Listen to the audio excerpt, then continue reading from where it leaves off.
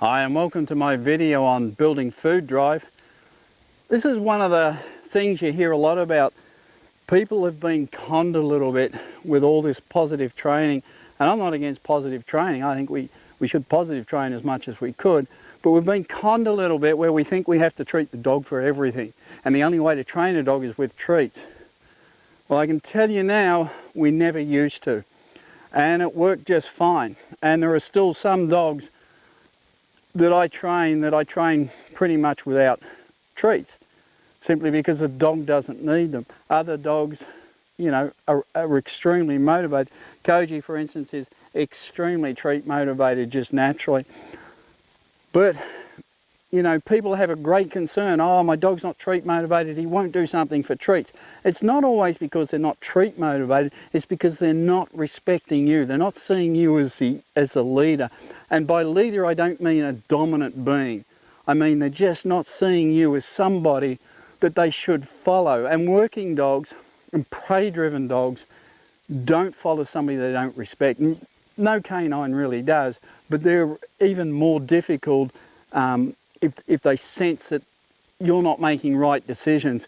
Then they're bred to think for themselves a little bit, so they're even less prone to follow.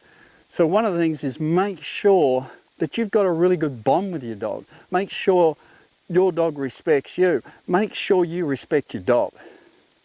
I mean, it goes both ways. But build a bond, that's really important. And that way you can then look at it and go, oh yeah, it doesn't have much of a food drive. And don't panic about it. See if you can motivate the dog with toys, because then you don't need to build it. See if just a praise, a touch of the ear will motivate the dog. Sometimes when my dogs just don't want a treat because they just don't want one, they're happy with a touch on the head or a touch on the ear, or just going, good boy. They're happy with that. But the other thing is, if you've got to, or feel you have to, or really want to build the prey drive, then there's several things to do it. One of the things is, don't let your dog graze. A lot of people let their dog graze. In other words, the bowl goes down, the dog has access to food 24/7. God knows why. One of the dumbest things you can do with a dog, because food is the #1 resource to a dog. And it's just lazy practice to put a bowl down there and just continually fill it up like it's bloody Christmas all the time. Dogs need structure, and structured feeding is really important. Your dog gets fed. If it's a puppy, 3-4 times a day, depending on the age. If it's a dog, it gets fed twice or once a day, depending on how you want to do it. But it's structured. The meal is prepared, it's put down. The dog gets 5-10 minutes to eat it. If it doesn't eat it, the meal gets put up and thrown away, and the dog goes without until the next meal. The food should be the most important thing, and it is. The food is the most important thing, the most important resource in a dog's life. So you, as the owner, as the leader of the pack, must control it. When you put it down and let the dog have access to it 24/7 and the dog can graze all day long, it loses value. And think about that for a moment before you think I'm an absolute lunatic. When you have your favourite food available to you 24/7, imagine if it's pizza, and every time you go to the fridge, there's pizza 24/7, or it's lasagna, or whatever it is, and every time you open the fridge door, there it is 24/7 at your fingertips. That, after a period of time, loses value. It doesn't become as enticing, it doesn't become as interesting, and it just simply loses value. It's there all the time.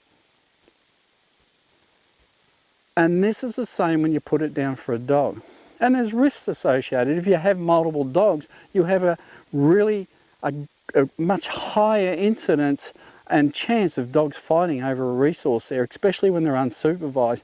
Food resource fights between dogs often end up in serious injuries, maulings, or deaths. So it's just not a good idea all around. Food is their most important resource. You need to control it. And it's not just that you feed the dog, it's when you feed the dog. If your dog's not really food orientated, then you need to choose how and when you feed the dog to build that food motivation into the dog, to build that food drive. One of the things I do if I've got when I've got pups, is they instantly on day one begin to go through my food etiquette series. And that teaches them, one, that I control the food, and two, they've got to earn it. And I keep some aside, and that goes for their training during the day. And every time they get a piece of that, they've had to earn it. So food gains in value. They just don't get a treat. They just don't get a bowl put down. My food etiquette series means that when the bowl goes down, they've got to go through a whole range of things before they can take that food. There's calmness, there's sitting, there's waiting, there's being told when they can have it. And then there's training after that. Who can approach, when they can approach, whether they can be touched, whether they've got to back off. So there's impulse control games and everything happening there, sharing games, things to stop resource guarding. It's all happening there. So they're earning everything with every meal when they first come to me. And if I've got a shelter dog, a rescue dog, then the first thing I do with them is I hand feed, because I want to get rid of any resource guarding issues they may have. And I also want to build a bond. But to get that hand feeding, they've got to earn it. So they've got to sit, they've got to be calm, they've got to walk nicely, they've got to go into a nice down, they've got to stay. Every little tiny piece of kibble they have to earn. And so they're fed hungry. And if your dog's got a really, really low one, they don't get anything in a bowl to start with. They don't get hand fed, they don't get human food, they don't get scraps, they get nothing.